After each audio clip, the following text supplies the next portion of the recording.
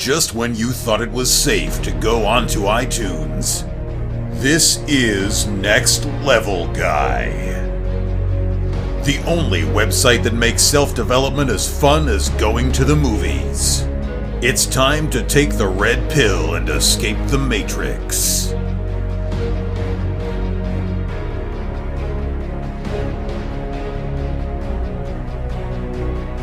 What's happening, guys? It's time for another episode of the Next Level Guys Show podcast with your favourite tutor, Ian Dawson Mackay.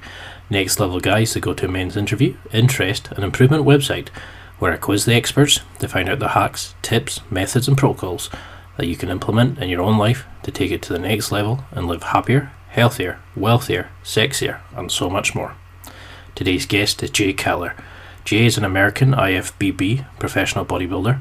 He's a 4-time Mr. Olympia winner and one of the most successful bodybuilders of all time. He competed in a legendary battle against Ronnie Coleman in what many consider the golden era of bodybuilding. He's regularly seen at the top industry events, as well as been featured in muscular development magazines.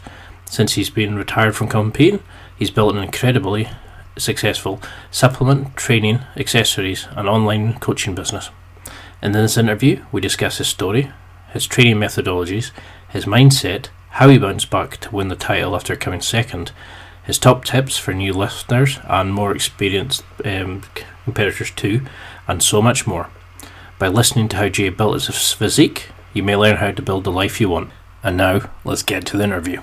Thank you so much for doing this. I'm a massive fan, but for anybody that's been living under a rock, maybe doesn't know who you are, how would you describe who you are, why you're so well known?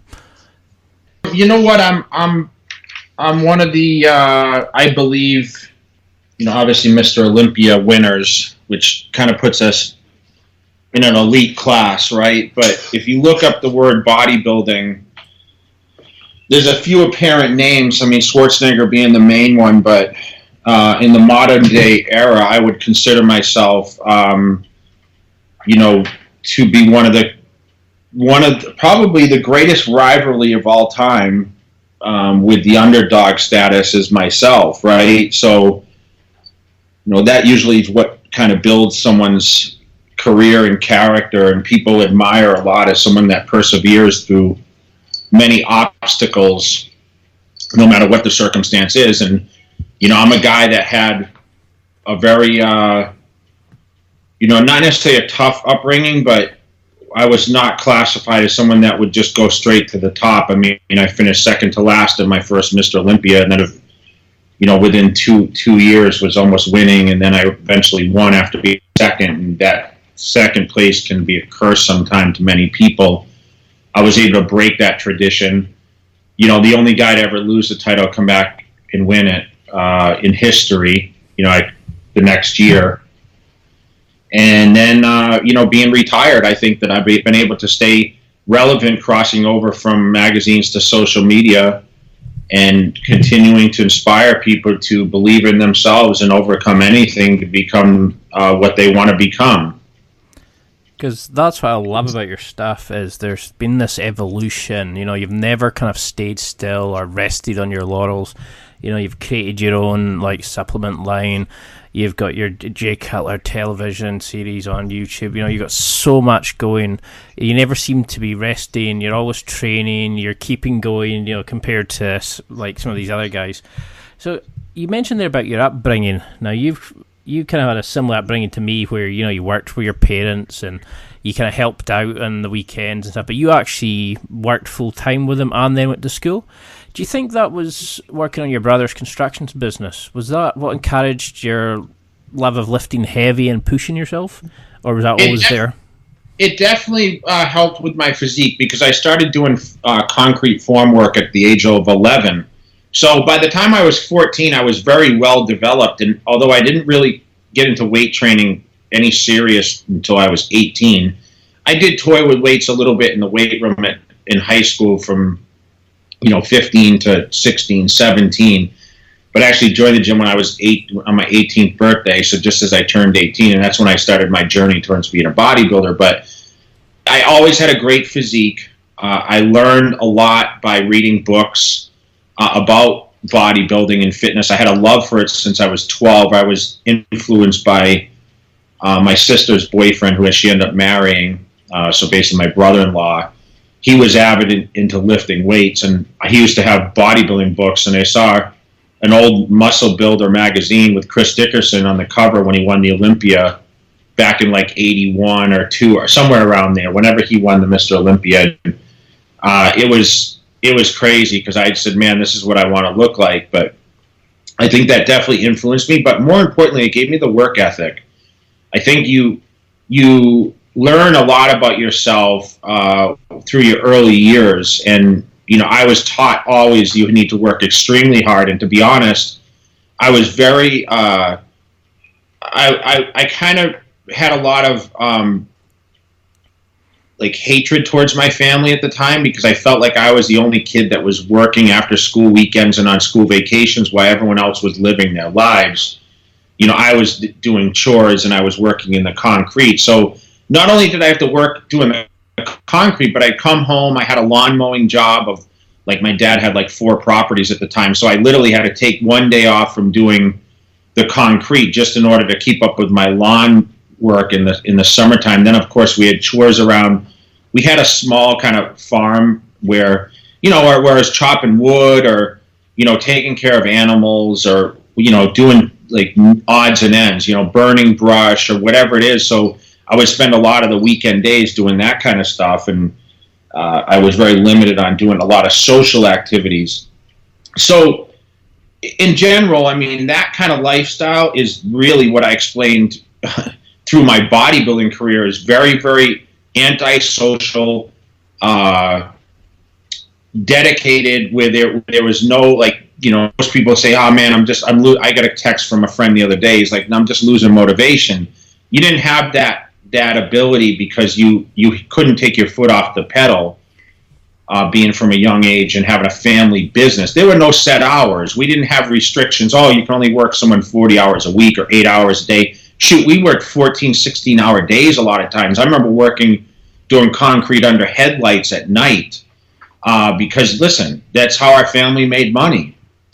And that taught me a lot of dedication. I can attribute, still think I was one of the hardest working guys in the sport of professional bodybuilding for many years. And that outweighs genetics sometimes, because, listen, our genetic limitations are only so much. And I just feel that, granted, I did have great genetics to put on size, but there were a lot of guys that had better genes than me that just didn't have the heart and the capacity to handle the workload it took to be the best of the best. Because it's quite crazy to think, you know, like you were one of the most successful bodybuilders of all time, but to think that, you know, it was a chance, a chance interaction with somebody with a bodybuilding magazine that kind of inspired you, and then, you know, it's strange, isn't it? It's when it's your family, all the kind of rules about jobs and working hard and all that come out, and you just think, no, it's for the family, I've got to do it. But originally you wanted to be a corrections officer. Do you think it had something to do with you wanting to be in control and rules and regulations rather than the kind of where other people were dictating for you when you were growing up? You know, what was the appeal of being a corrections officer? Was it I think for me it was just kind of what people did in my area. And, you know, I kind of looked at corrections, and I wanted to be a police officer. I actually wanted to look into investigating crimes. I mean, I used to watch a lot of TV shows. And I'm not going to lie, I was inspired by CHIPS, which is the motorcycle show where the police are in California.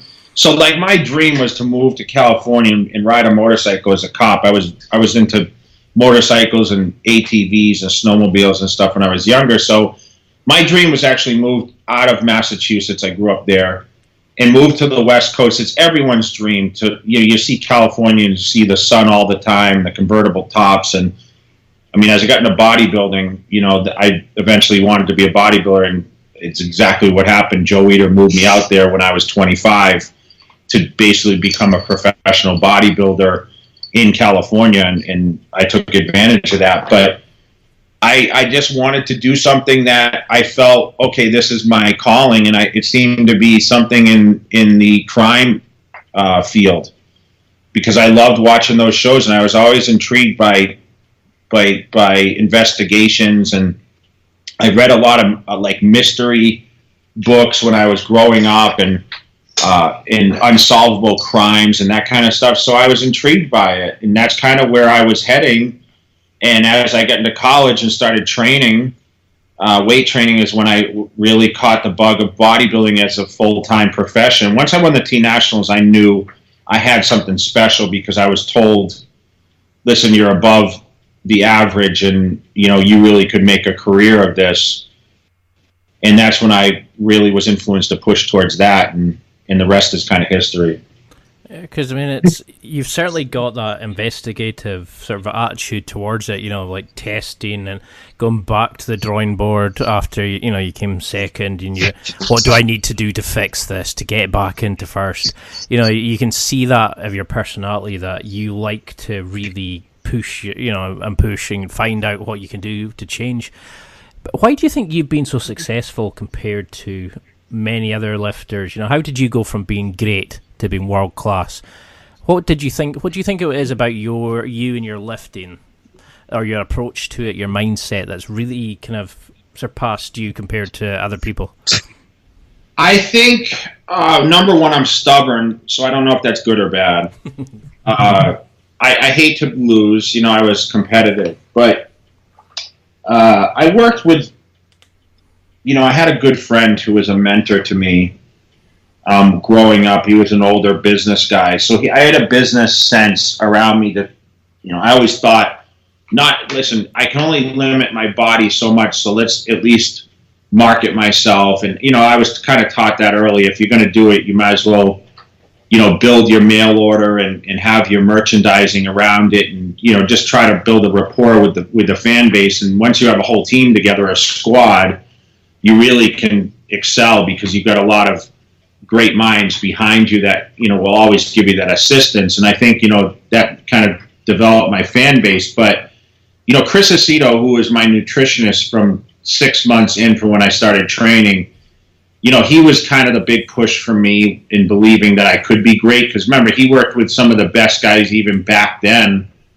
His wife at the time was second place in the Miss Olympia. So for him in my corner and doing all my nutrition and kind of giving me the right guidance without charging me at the time, that was my advantage. Before, I was the only one he was really working with for a long time. He worked with Mike Francois a little bit. He worked with Paul DeMeo, some of the big names in bodybuilding. But I remember going to Mr. Olympia contests and Night of Champions and all these other ones, and realistically, I was the only one he was working with at that time. So I had a lot of attention from him, and he really gave me that push. And, I improved so much every month, and I was always seeing improvements, but I trained my ass off, and I trained under his tutelage of the nutrition is number one. And I used to put my diets on my refrigerator, and I'd follow those diets to a T, and I wouldn't even eat off. Like, if he said to eat chicken for meal 4, that's what I ate. If he said egg whites for meal 6, that's what I ate. I didn't substitute. I never got sick of the food. I was very robotic in what I did, because I realized it was for function rather than for what my taste or what I like to do. Did I love it? Not necessarily, but I learned to love it because it just became routine for me. And I think that's how you have to go about your bodybuilding career. And listen, it spilled over to life itself. Like, my expectations, I'll fly every week and I get delayed and this and that, and other people are hooing and hawing in the airports, like, I can't believe this flight's delayed. And I just sit back and they're like, man, you're so relaxed. I said, yeah, because there's nothing you can do about it. I was taught a lot of patience, because, as we know, bodybuilding is not a sprint. It's more of a marathon. It's slow and steady. It always wins the race that way. So I think, I had a lot of patience. I was stubborn. I had a lot of the right guidance. But more importantly, I just had the ability to build a physique, and I had the structure. I had the wide shoulder girth, and I had the great legs. I had the, tight midsection, and, that's really the advantage I had, because I was able to be wide. And then once I added all the mass, I was able to get conditioned too. But that condition came from the training and the consistency with, any kind of cardio I had to do. and obviously my sleep patterns too. So would you say that's the benefit that Chris gave you, was he took the raw components that you had and sort of taught you the technical specifications to, really dial down the diet, get the training up? Or was it just having somebody that could show you and keep you on side and avoid distractions? Do you think everybody needs that kind of mentorship to kind of bring them through like a good coach? Yeah, to be honest, because Chris didn't tell me, you need to train your chest this way, or he just, he basically, it was trial and error. And he saw the structure of my lifestyle and how dedicated I was. And I used to drive up to Maine. He lived about 2 hours from me. So I drive to my day off, 1 day a week. I would train 6 days a week. So my 1 day off every week, I would drive to Maine just for him to take a look at me for 5 minutes. And then I would turn around and drive back. And he saw that dedication and the commitment. And I think, just having a positive reinforcement of, okay, you're improving, and doing it the right way, and not pushing, it's a drug thing, or, it really was the food. Because to be honest, I was a broke bodybuilder at the time. I wasn't making a lot of money. I was working jobs that allowed me to focus on the gym, which I was spending 2 hours a day in the gym from 8 to 10 at night. And I would go to school during the day. And then I would work a job usually at night, where I'd, and get off in the morning time and then go to school. So, my sleep patterns were affected, but at the same time, I was just so dedicated on the food and the training aspect. And then obviously having his eyes on me, it was just very beneficial for me.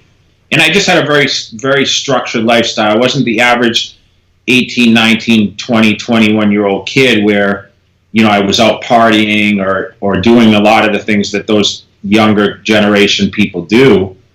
I stayed low key. I was in a relationship, and I ate, slept, and I trained, and I worked, and that was it.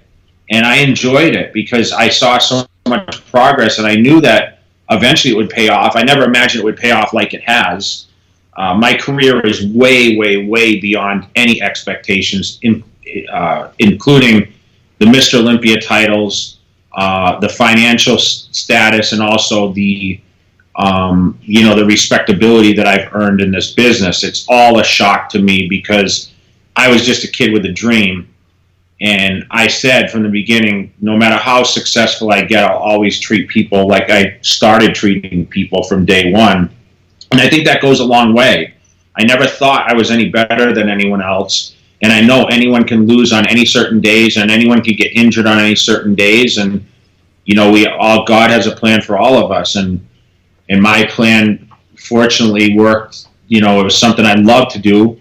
It was my hobby that turned into a career, and now it continues beyond my expectations ever of being retired. I was so scared to retire, thinking, okay, what's next for me? But I've really found a great groove, and I still love training. So my physique isn't far off from what I actually was. I'm still in great shape.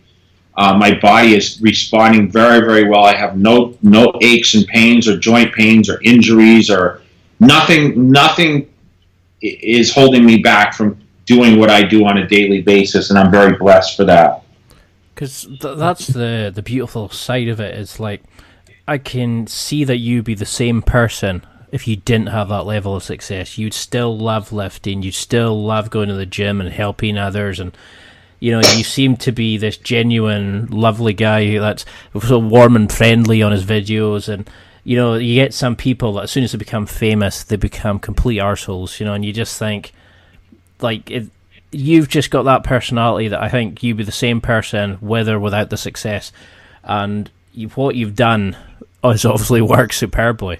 Is that the kind of things that you think guys are going wrong, like who are going to the gym 4 or 5 times a day, these guys who work out every 5 minutes and they're not getting anywhere? Where do you think they're going wrong? Where do you think your average gym guy goes wrong compared to how you did it?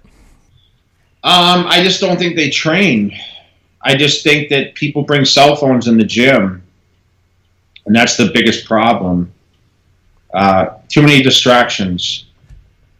Too much social media, no gym etiquette with people. everything's become commercialized. I just think that people lost what real training really is, you know? I mean, I see it every day. I'm victim of, I mean, listen, I don't train like I used to train. I bring my phone in the gym. You know, I shoot content. But I see people in between their sets reading their phones or trying to get to their playlist of music. It's just like, you know, the average society thinks they absolutely need a pre-workout in order to go to the gym and train. People just get spoiled, man. I mean, look at the equipment advances. You know, everything's becoming more selectorized pieces instead of free weights. I mean, they don't even have machines. They have machines now. You don't have to take a pin out and change the weight stacks anymore. It's levers, you know. So things advance. It's just it's American society just to become lazier and lazier, and that spills over to all over the world, you know.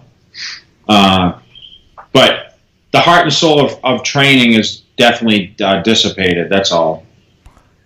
So if you compared it to, you know, back in the days when you were at Gold's Gym, you know, you were training with Chris and things like that, what would you do to change it? You know, because you see there's like acres of books of now, you know, there's like millions of trees have been cut down and everything, books have been written about every tiny little aspect of lifting and getting better. You know, is there universal concepts that you think if people just stuck to these particular factors of training, everybody would get better? You know, is it like progressive overload, eating right, turning up 3 times a week? You know, what would you know, how would you get them to cut the crap and actually, here's your 5 rules or 3 rules and you must follow these to succeed? I mean, everyone's going to have their own way, and they're going to say, okay, I want to go to this extreme or, you know, this level, right?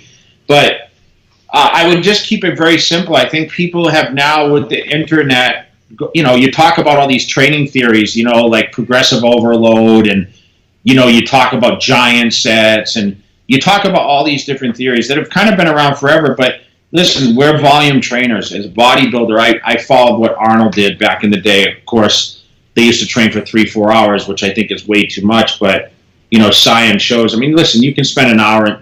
People are shocked when I tell them, yeah, I became the best body in the world training an hour a day.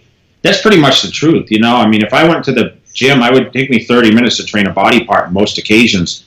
Problem is, I would do 2 body parts maybe at once if it was quads and hamstrings or biceps and triceps. I mean, but chest, shoulders, that kind of stuff, I mean, it took no time at all. Back was the only one that might take an hour because there was just so many angles or whatever else. But I still think the 10 to 12 repetition range, the 45 to 60 seconds rest factor would be the main thing. Is like, if you took an average person that goes to the gym, if I pick 10 guys, if you said, okay, I'll give you 5 guys and I'll give you 5 guys where I live, and I took those people and I brought them to the gym and I said, you're going to train Jay Cutler style, the 45 to 60 seconds between each set and the speed that we train would destroy them. You know why I know this? Because everyone that came to train with me since beginning of time, because it never changed, they couldn't keep up with the pace because there's not enough rest in there for them to catch their breath and be able to perform.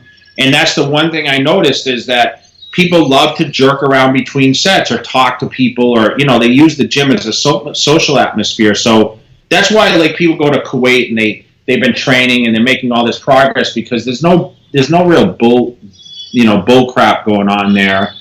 The guys are training hard, but I still think you follow those basic theories of the volume training. You do 6 or 7 different movements per body, 3 sets. So you're doing like 20 sets per body part. You rest 45 to 60 seconds. You don't worry about weight so much, but focus on getting a good burn at 8 to 12 repetitions. You're going to progress as long as you're getting out of the gym, you're eating correctly. And that's another thing, is people go to the gym and then they don't eat. So what's the whole point? It's like trying to run a Ferrari on crap gasoline. You're just going to not get the performance out of it. So it all goes in junction with everything. I think people just say, well, you know, you're to the extreme. I can do a quarter of that. And but that's not necessarily true. I mean, everyone's genetics, like I said, are different. So I would just, try to keep people from the distractions and focus them on 45 to 60 seconds rest between each set with a lot of volume. And that's really what's going to propels people's success in the gym. So what sort of thing should they be focusing then on? When they're lifting, is it a case of trying to feel the weight through the full range of motion, or is it like, they should be counting a certain time up and a certain time down? How do you make sure they've got that mind-muscle connection? Because you really seem to have that down to a T. You gotta watch the time under tension. It should explode out of the bottom, but controlled. Your negatives should always be controlled. But I think, there's no, people have this, let's hold and contract type theories. But I really think the explosive, rep after rep, that's really what you got to kind of do. But you have to have that mind to muscle connection. And how you do that is you have to sometimes close your eyes, and you have to be able to see that muscle actually working. And that comes with advancement of training. That's not going to happen the first month or two. And you choose exercises, most importantly, that you feel. If you don't feel a movement, don't do it unless you just have a problem feeling everything. I mean, I have those kind of, people come up to me and say, well, I don't feel anything when I work out. I get no pump or anything. Something's wrong. Either you're not eating enough, you're not sleeping enough, or you're just not training correctly. Because it just goes to prove it's like a normal guy, and put him on his feet to run a marathon with a guy that runs 26 miles. Your legs are gonna get beat, tired, full of lactic acid, where the marathon runner is gonna do it with ease. So when you say, I can't feel the muscle work, that's just, you're not doing enough, and you're not doing it correctly, because no matter what, everyone's muscle gives out under contraction. There's just a certain point we all reach. So I just think people are just very misinformed, misinstructed on how really to train, and that's why I put out the constant free content on YouTube, and I explain and I show. And it's funny because even with my content, people will still be like, well, you're doing the exercise wrong, because there's other, like, body momentum, or I'm not going out to full, like, people think you bench press, you got to lock your elbows out. People don't know what real training is, because they sometimes follow a textbook that someone didn't really know what they're talking about, because everyone's technique's going to look different, because their structure is going to be different. So, I can't adjust someone's training that says, well, I feel it, because there's a lot of things that on video you would look at it and say, well, it doesn't look like you're moving it. Like when I do a dip, it seems like I'm barely moving my body, but I'm getting full contraction out of my triceps. So I'm careful on how I adjust people when it comes to training. If they feel something, I try not to change what they're doing, if you understand. I love the fact that, you get these internet trolls who are telling you that you're not doing it right. The guy that's won, like Mr. Olympia so many times. It's frightening that a guy can write a book about a tiny movement and focus on that, say, for 4 years, and it might be that's the most efficient way to do it, but when you're training multiple parts with different weights and all that, it's going to be different. Your body composition is going to be different, so the structure is going to be set up in a different way. And I love how somebody's got the cheek to tell you, Ronnie Coleman and all these kind of guys, what works and what doesn't work, when the proof is in the pudding. So how do you, has your setup evolved at all? Has it changed in any way at all? Or are you just doing the same thing that you did at the very start, albeit with a slightly less intensity? I'm training back to kind of how I originally started, and obviously I got advanced as I got bigger, but I've always stuck to the same thing. I was taught early on, like I said, I watched, the magazines, I watched the Days of Arnold. I actually read a book called Beyond Built by Bob Harris, and that was the instructional book that kind of taught me how to train. I bought that book at 16 years old, and I learned the basic movements from Bob in that book, and then I started reading magazines, and that's how I learned. And then, of course, video started coming out, and you see video or YouTube, which I think is way more informational these days, to be able to watch how these guys train. but I'm not really savvy or my thoughts on this new current, all these different movements that people are doing. And I think the band training is great for some people like that don't have weights, but I don't see any benefit of going in the gym and wrapping bands around equipment at this point to bring more attention. If you can't get it from just weight training in general, like it's not doesn't have to be that difficult that you have time to set up bands and all this other stuff. I think it's great because people get bored, but that's just to stay away from boredom more than anything. I mean, it might work for strength athletes, but that's not my profession. I'm a professional bodybuilder. So if you want to come to me and you say, how do I build the best physique? I can show you how to do it with barbells and dumbbells and nothing else. Because I was taught that because of my travel schedule, and I would train at the best gyms and the worst gyms on the planet. So I had to make do with what I could do. And I carried bands with me, and if I didn't get a workout in, I'd do, a 15-minute band workout in my hotel room. But it was very, very limited. I just don't feel like today's society, they just don't have the work ethic to really just get in the gym and train hard and put their mind to muscle connection. And, they really want to try to do these advanced things. And I don't believe in it. It's just different from what I did, because I know what it took to get there. And, but everyone has their own pattern, so I don't knock it. If I want to take someone under my wing, I'd say, okay, let's simplify everything. We're going to go in and we're going to weight train with free weights to start, get that core built up, and then, of course, add some machine work and cables and all those other things, but they're not absolute necessary.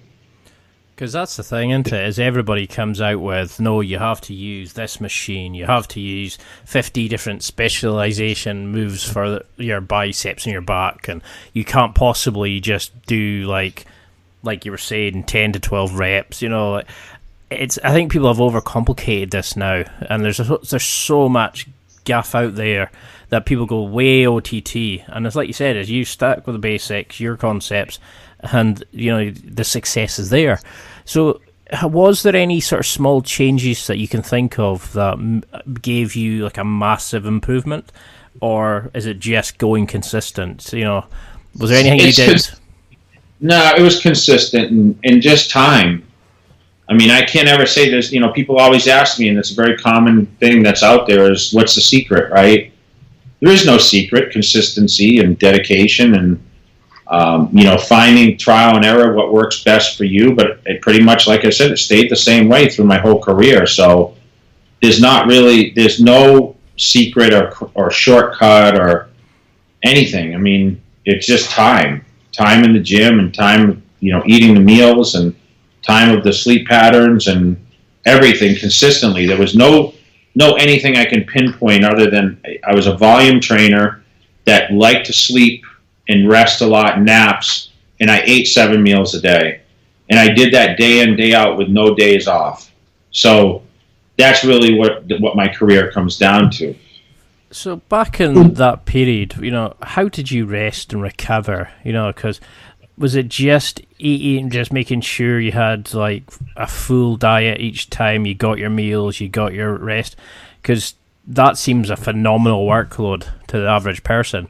What did you learn about rest and recuperation during that period that sort of really helped? Was it taking naps and stuff? Well, the naps for sure after the training sessions. But remember, on my days off, I did a lot of tissue work. I mean, I would do 6 hours a week of tissue, like fascia stretching and whatever, so I could get the expansions more and more out of my muscles. So ART, active release technique, I did neuromuscular therapy, I did Rolfing, I did everything to really make sure that I was getting the full benefit of recovery, repairing the muscle tissue and also allowing the fascia to be flexible so more blood flow can get in there and the pump can be bigger and bigger each time. And so my days off weren't necessarily rest days where I just sat around and did nothing. I was still working, but at the same time I was flying to see different therapists. I mean, I'd fly over the country, and this was before I won the Mr. Olympia. That's how dedicated I was to my craft. I mentioned, of course this was in the beginning when I was broke, right? But as I started to make money, I reinvested that money, and I was able to build a better body. That's the one thing about me is, I never looked at, I started winning money, getting paid on a contract, and I took total advantage. It allowed me to just sit around and do nothing and spend more time with my friends. I was thinking, okay, how can I improve, or where can I sink this money so my body gets better? And that's really what I worked to my advantage. Yes, I was very highly paid, and I was very successful in the prize money arena. But I had reinvested that money, and that reinvestment now is paying off dividends for my future. And also, being 45, 6 years retired now, my body feels absolutely spectacular. I mean, I feel like I could do it all over again. To say that, I'm not going to. I have no plans to ever compete again, but my body is just A+ right now and firing on all cylinders. And, I still, like I said, get up and look forward to training every day. I mean, a lot of these guys, I understand why they don't, because they're in pain when they go in the gym. But when you're talking to someone like me, there's zero pain and zero restrictions to the lifestyle that I grew up doing.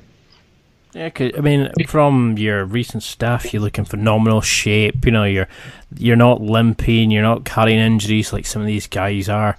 I mean, it shows what you did was smart, that you looked for ways to make sure that you were looking after your body. As much as you were breaking it down and building the muscle, you were looking for ways to recuperate and come back stronger each time, and it definitely worked. So you had a period there of like the golden era bodybuilding, when it was you versus Ronnie Coleman back and forth. How did you find that period? And when you lost and you came second to Ronnie, what did you change in 2000, when you came back and won the title again? Because you came back and, you seemed more intense, you seemed more focused. Was it just a change in mindset that you kind of just refocused yourself? Or was there a change that you made that made you come back so strong? You know what?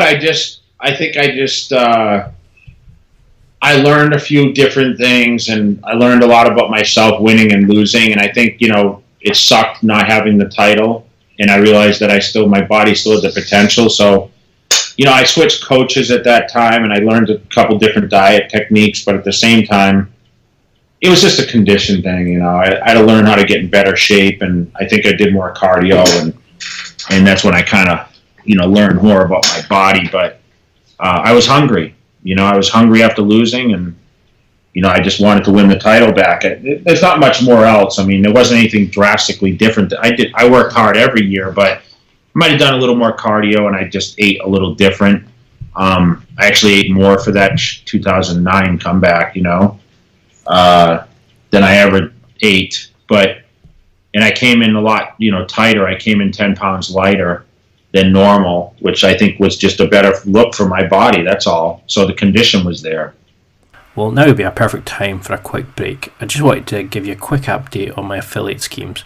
If you go to www.nextlevelguy.com/affiliates, that's www.nextlevelguy.com/affiliates, or click affiliate deals in the blue ribbon at the top of the web page, or if you go to one of the podcast posts, you'll find a link to that as well.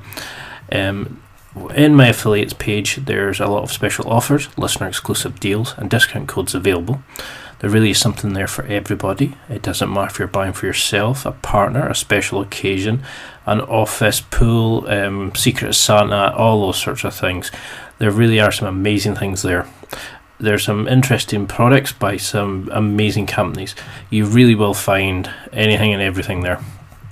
There's companies like Onnit, Amazon, MeUndies, Barbell Apparel, Dollar Shave Club. There's companies that help with dating. There's supporting equipment, there's tactical gear, there's outdoor equipment, there's gadgets, and so much more. If you're looking to get some inspiration, you could go to Barbell Apparel and find their super comfy, super flexible jeans. If you use the discount code NEXTLEVELGUY, that's all one word, NEXTLEVELGUY, you'll get 10% off your purchases through those amazing jeans. If you go to onnit.com and want to try their cognitive enhancers or their shroom tech, there really is an amazing selection of products there. If you use the code Next Level Guy, that's Next Level Guy, all one word, you'll also receive 10% off your purchase of supplements and other eligible products. Really, there really is something there for everybody. There's stuff there that you might never have seen before. There's companies that you need to try out. If you're needing to get better with women, for example, you have to check out The Natural by RSD Max. I'm always updating it. I'm always adding new things, so keep checking it. Add it to your bookmarks. I don't get any information on you or your purchase. All I get is a small commission from the company as a thank you for sending you to shop with them.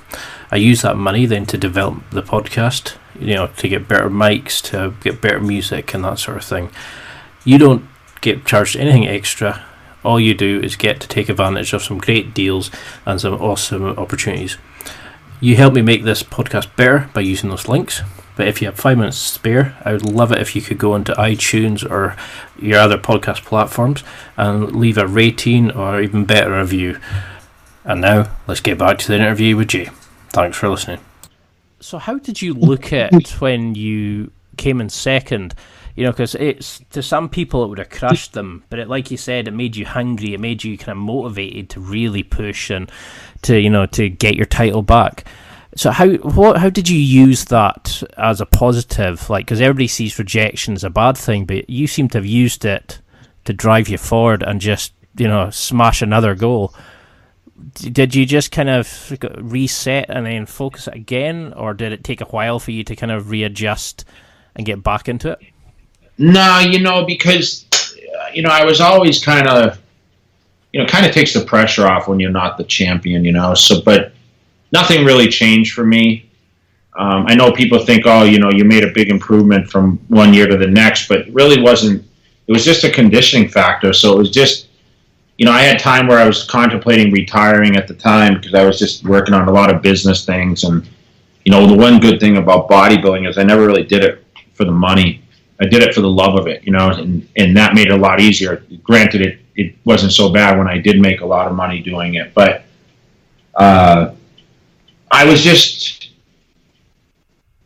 knew I still had a lot of gas in the tank, and I had good people around me. And I just said, you know what?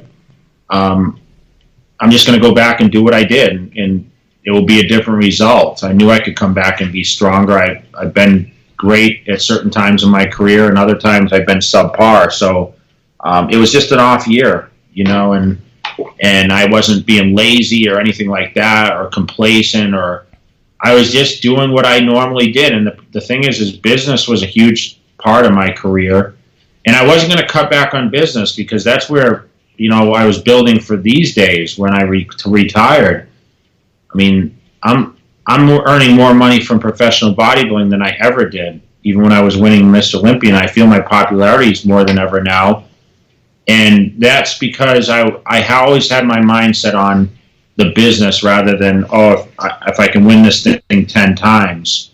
I mean, take Ronnie Coleman out of the equation and it puts me as the all-time winner of the Mr. Olympia with, all the runner-ups to him. I mean, I probably would have held the record at this point, but, that's just not even worth talking about because, I competed with the greatest, and it made me greater. And it may not have made me as great if I didn't have someone like a Ronnie in front of my face every year to try to conquer. Because I know once Ronnie retired, man, it wasn't as exciting for me. I mean, I was competing against guys like Phil Heath, Kai Green, all these guys, but these guys weren't Ronnie Coleman. They weren't, they know these guys couldn't hold anything to Ronnie's physique nowadays. So, the way I look at it is, I was second to the greatest guy ever, and, I was hungry to win it, but first, second, third, whatever, I was still the most popular guy. I was still respected, and to be honest, I just enjoyed being a bodybuilder, and I was blessed to be able to get paid to do it on a daily basis, and I still feel I'm blessed to be who I am and be able to be an influence now, and I'm not shooting for titles, but I'm a fan of it. I'm a fan of these guys. I'm a fan of Sean Roden and Dexter Jackson and Rolly Winkler and, of course, now Brandon Curry coming up. He has a possibility to win it this year. But But, I am the ambassador this year of the Mr. Olympia contest. So this goes to show my mark is left. My legacy is there, implanted in the Mr. Olympia. I'm honored. So that puts me in a really good state of mind. And, I'm just going to continue to do what I do. Because I love that passion and intensity. You can feel that you actually enjoy doing it for the sake of doing it. If it was just lifting, you would just do it because you enjoy it. But do you think the fact now that there's all this money and sponsorship and all these other kind of other focuses, that it's changed bodybuilding in the modern era? That people are now that kind of thingied on their sponsorship, their supplements and stuff like that. They're not as dedicated as you guys were back then, where you just did it for the pure love and competition? I did it for the pure love, and it's changed now. Everyone wants to look good on Instagram. People train for Instagram now, but back then we trained for bodybuilding, So how would you change, like, the way they judge it? Or how would you, would you change the way the competitions are run or they're graded in any particular way? Or is it just the focus of the guys that's kind of changed in a way? I really wouldn't change. I mean, listen, it's still all the same. I mean, it's a judgmental thing. I promote shows my own, and not everyone's going to agree on the judging, but I feel the judges are pretty familiar with what the rules and regulations are. And I don't feel there's as many favorites as people think there are. I think a lot of these shows, these judges know what they're looking for, and it's just the way the business is run. I mean, I really wouldn't come in and try to revamp the thing because it is bodybuilding. It's never going to be mainstream. Why would you want it to be? I mean, it's a kind of a cult business. It's not the norm, but it is what it is, and we have all had great success at it. So I'll never knock what really built me. You just hear too many people complain, but people they're always going to need something to complain about. So how have you found that transition, from competitor to ambassador to coach to, becoming a businessman and stuff like that? How has it changed? Have you enjoyed it, or did you struggle at first coming away from the bright lights to kind of building your own brand? No, I don't miss competing one bit. There's not a day that goes through that I think and miss competing. That's for sure. I was ready to get out when I got out. I would have loved to win and retired, but that's not how it always goes. And the storylines are sometimes, those aren't the projected storylines. But I don't miss it. I love what I do. I'm very, very positive, as anyone that follows me on social media or on YouTube or sees me out at events. I'm just a happy guy at this point, and I'm living my life and enjoying the outside things that I didn't get to enjoy for the 25 years I was a competitor, and just enjoying real life. So no regrets, and everything's good in my world. Because I love how positive you are on your social media, how you just, everything's a joy, and all your videos, you're so chatty, and it's not forced. You can tell you're just being yourself. So how did getting married and like everything that came along now, like since you were that era of just lifting, how has that changed you as a person? How has it changed your outlook on life? Was that the kind of motivation to loosen up a bit and see things differently and get into coaching and stuff like that? How have you adapted since you become famous? You know what? I take it in stride. I don't look at myself as being famous. I still like people. I try to avoid anyone kind of addressing me in that famous atmosphere or whatever. I'm just an average guy that just loves what I do, right? So I don't know. It's a hard question. I don't really. The question I really can't answer. I mean, there's no adaptation of anything. I mean, from day one, I was the best guy in my gym. I was the youngest guy competing on the circuit. I was always popular, and I became Mr. Olympia, but I was already well respected prior to that, being second to Ronnie and whatever else. I was flying all over the planet, and it hasn't slowed down one bit. I mean, I'm still on social media, very, very popular.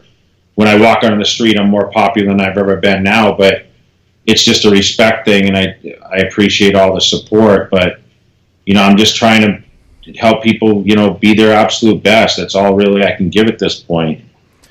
And did because you go out there in a tiny pair of posing trunks, and you show off your entire physique, and you're judged by guy like a coaching panel on such small muscle changes compared to the next guy. Did that ever have any sort of self-esteem issues? How like people who are building up for their first competition, for example, how would you make sure that they've got the right mindset? What advice would you give to somebody who's getting into bodybuilding or going to their first competition, that they're not going to let online trolls hurt them? They're going to be focused and just enjoy it and just do it for the love. I really don't know the answer to that, because I just tell people stay off the internet. So, I mean, honestly, you're asking me questions that, like, you're talking negative things. I don't deal with negative things. If people called me with any kind of negativity when I was getting ready for shows, I'd just hang up on them. So, like, that's just like, to me, that's child stuff. And hence why I don't coach a lot of people getting ready for bodybuilding shows, because I could care less about what anyone thinks, and I don't read negative comments. And if I do, I tell the people to go F themselves, and that's it. You can see, if you follow my channel on my YouTube, I get on there all the time, and I tell people don't follow the channel. If there's negative stuff, and obviously I don't read them all, but if I breeze through and I see something, I have no problem telling anyone to go F off. I have no issue with that, because people just look for ways to get attention, and unfortunately most of the world will just never get that attention because they have no talent whatsoever. So it's easy to put people down, but it's a lot harder to give them compliments. So I would just tell people, like, just follow my ways, and don't even respond back to a lot of this stuff. I'm not going to get into verbal wars with people. I'm just going to tell them to F off, don't follow the channel, and that's it. I'm not going to tell them whether I believe in what they say or not. Don't feed the trolls, right? Because I think that's part of, like, really why you've been so successful, is you're so focused. You don't go for tit for tat like some of the other guys do. You kind of just go, yeah, just whatever. Don't bother. If you don't want help, go do something else. And that's you can feel that kind of. Yeah, I'm not going to go to social media and complain about things. I did a thing on gym etiquette the other day, and it honestly stemmed from a situation I ran into where I went in the gym, and everything was kind of taken, and this guy's in there, and he's like using a bench and going back and forth and leaving his stuff there, and gone for 5 minutes between sets, but saying he's using it. And I just took it anyway. And then he came over to say, well, I'm using that. I said, well, not anymore. And, these people just, come on. You let people work in. I understand if someone's sweating or whatever, wipe the bench. I mean, I watch people walk away and there's head sweat on the bench. And it's just, the world has just gotten... honestly, if I was the gym owner, I would throw people out in their head if I saw that kind of stuff. I honestly would. And that's why I don't own a gym. Because I just cannot stand disrespect of people and gym etiquette in that sense, And it's getting to the point now. I mean, I dealt with it in Vegas the other day. A guy, he had his water jug sitting, and then he was walking over doing another machine, and the same thing. And I said, is someone using this? And he says, yeah, I am. I said, well, how do you think so? He goes, well, I'm going from here to here. I said, well, now you're not. So how's that? And I mean, what are the people going to say? But, you can't hog up the whole gym, especially when you're in a big commercial gym. I never trained like that where I bounced from one thing to the next back and forth. Even when I was competing at the top level, I never hogged up two machines in order to, to fulfill my workout. I mean, it's just ridiculous. And I just think the gym etiquette's just wrong. And, so I did a video on it on YouTube. And if you haven't seen it, it's on my channel. And it was one of our most commented videos because people finally, someone speaks out about this because we deal with this in our gym all the time. And it makes you want to train at home, to be honest. I mean, that's why a lot of times I just choose a time. People are like, oh, I never see you in here. I said, yeah, I go when it's less quiet, when it's less busy. Is more quiet. It's more quiet time. So sometimes later at night, I think that goes down to Men's Health and these kind of sites where they give these kind of really sort of psycho intense programs where it's use this machine and superset it with this machine, but they don't think about how a gym's set up, how much you're using of different equipment and blocking other people. And it's like you said, you can't be really using two bits of equipment efficiently or politely. And it's great that people like you actually come out and speak about these things, because then it actually makes gym owners kind of go, well, if somebody at that level's mentioning it, we should do something about it. So you mentioned earlier about your diet. How did that change back when you came in second? You said you ate more. If you're eating sort of 7 meals a day, was it just the quality you were eating? What was your general philosophy on diet at that point? I was just trying to keep my body fuller. So what I did is I was doing more cardiovascular, but instead of starving myself and performing that cardio, I would actually eat more, which allowed me to do the cardio, which, it just conditions your body. It just gives you a different look when you do more cardio, but you still have to feed yourself so you don't lose that muscle fullness. That's the most important thing. So I was eating more. My metabolism was faster because obviously the cardio was twice a day in there for 45 minutes at a time. I was doing step mill work.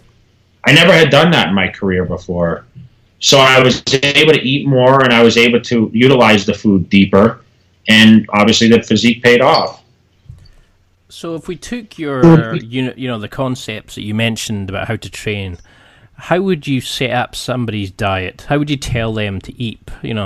Would they be, if they wanted to put muscle on, would it be 7 meals a day, certain number of protein? How say if it was me, for example, what would you tell me the rules of my diet for the next 6 weeks to be to make the biggest improvement? I would just do a few just small benchmarks of the diet. Basically, eat every 2.5 hours. Whether you are hungry or not hungry, you would have the biggest, highest calorie-dense meals would be your breakfast, the meal, and before and after training. So those 3 meals would be the most important. Those would be the abundance of protein and carbohydrates in those meals. Depending on your body composition, will be protein, but depending on what your body looks like, we'd have to look at the carbohydrate intake and limit it down. But I would do 6 meals a day because that's about the average that a person can get in with eating and everything else and their sleep patterns. 6 meals is pretty sufficient. I really have forced to get 7 in there.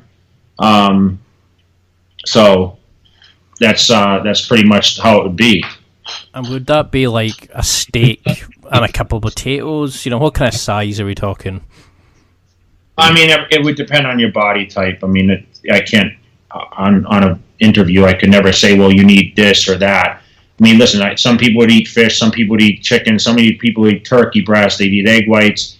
Number one, you have to eat something that you prefer. Some people hate steak, they hate chicken, whatever. But as far as the amounts, God knows with people's physiques. You'd have to look at the physiques and see what the body composition is and like meal timings or whatever else, I mean, I can tell you, I mean, I have egg whites for breakfast and a couple whole eggs and oatmeal, and then the rest of my meals are chicken and rice. I might eat red meat once a day. When I was training for a show, I'd eat 5 meals of fish and, carbohydrates and whatever. So it changes all the time depending on what your body composition is or what the ultimate goal is. And did you have a particular favorite kind of fish? Any whitefish, I hated them all anyway, but I ate it because it got me lean. Because I come from the Highlands, and we've got some amazing kind of fish, and you can taste the difference when it's fresh to the actual quality of the meal. And that was something I always struggled with, was eating healthy.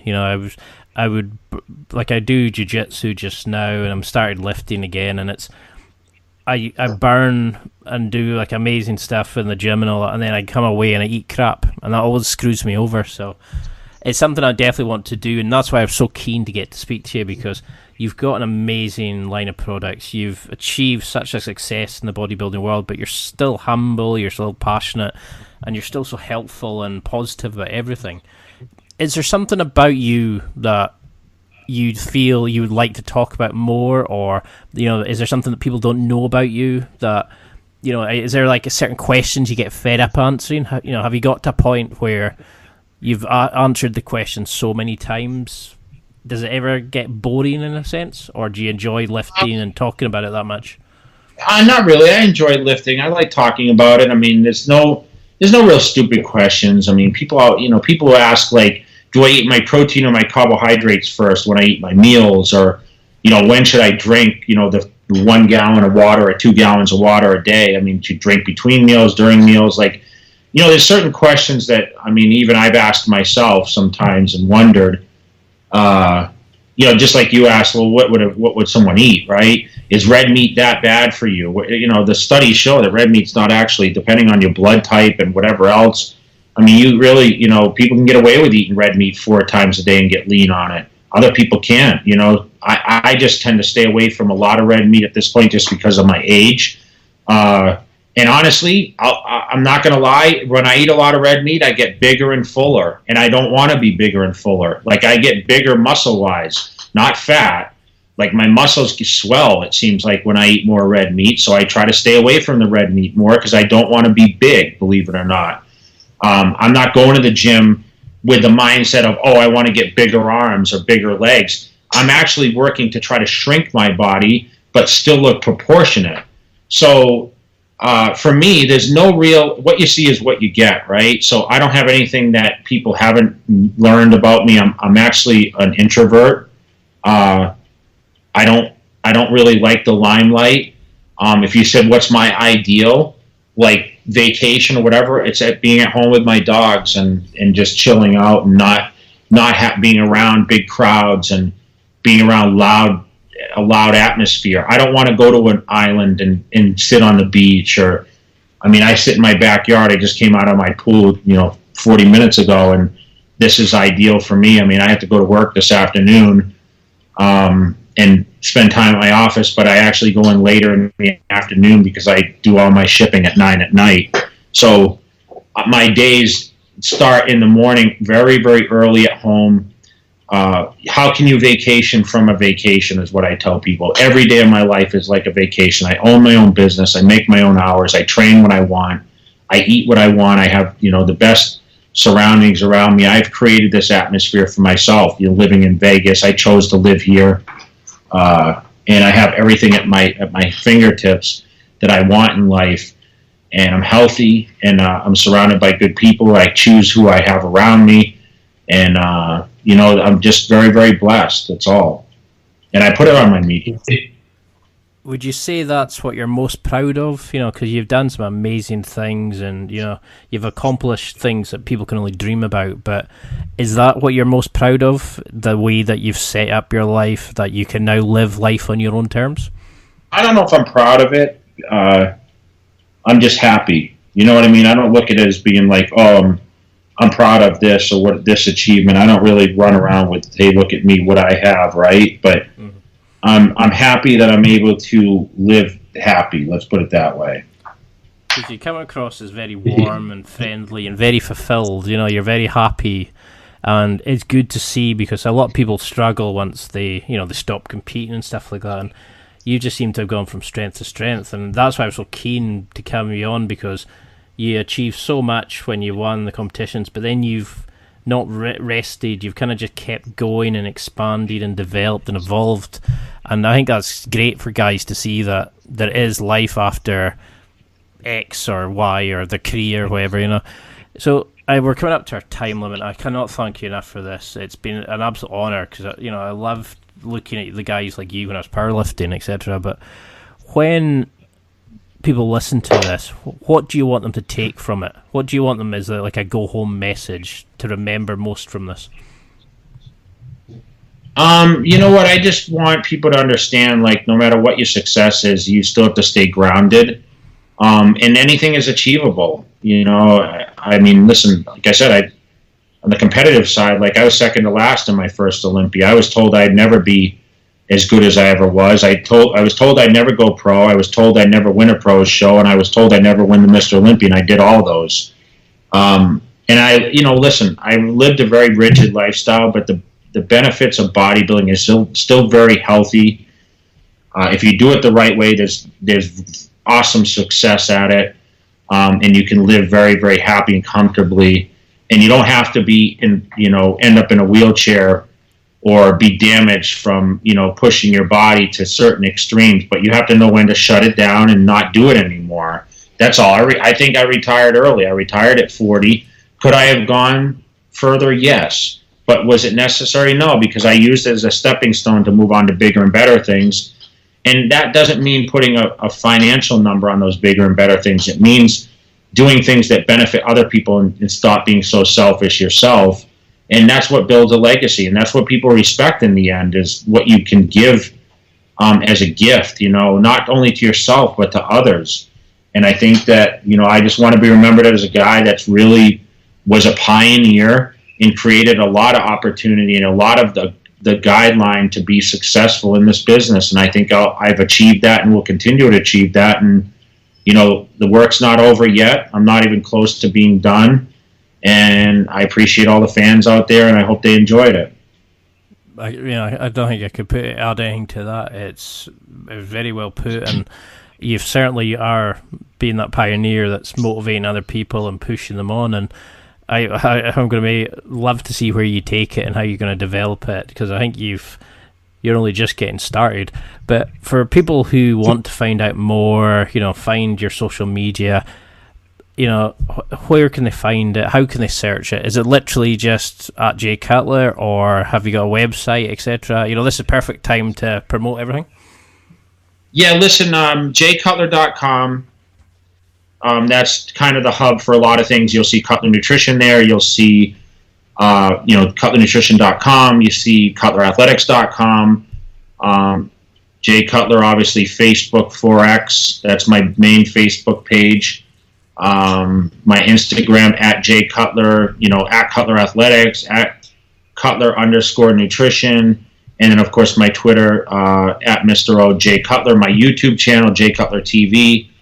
I'm everywhere. You search Jay Cutler, besides a quarterback, you'll find me. That's it for another week. Thanks for listening. Absorb it, practice it, use it. Until next time, keep trying to hit that next level in your life.